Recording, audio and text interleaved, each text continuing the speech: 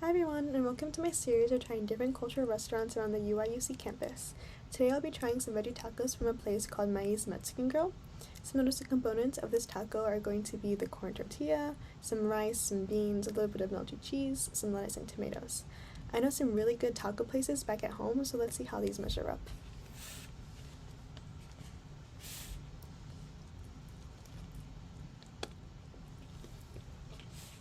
It's pretty good.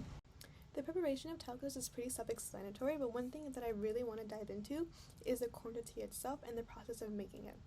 The method of making a corn tortilla uses something called nixtamalization, which dates about 6,000 years back into Mesoamerica. To make a corn tortilla, you first want to consider what kind of corn to use, and then after you decide what corn to use, you're going to wash the corn and soak it in a basic alkaline solution.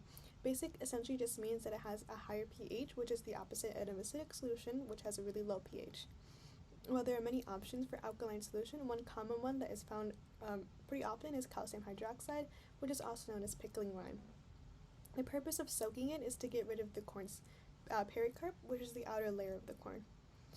Behind the pericarp is something called the corn's endosperm and germ, which contain a starch, and this is going to be really important for the next step, which is cooking it.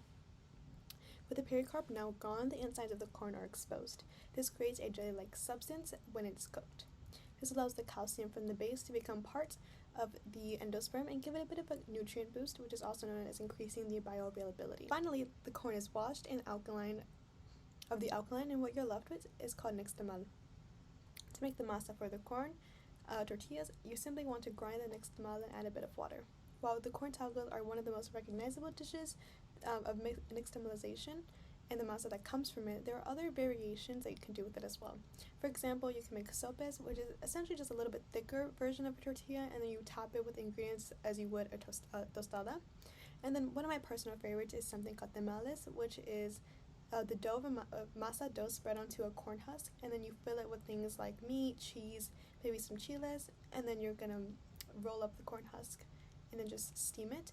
This is really common around the holidays, such as Christmas in the Mexican culture, and this all sounds like a lot of work, and even though it's probably worth it, I think I'm gonna stick to store-bought tortillas. Thanks for watching, and then tune in next week to see what I try next.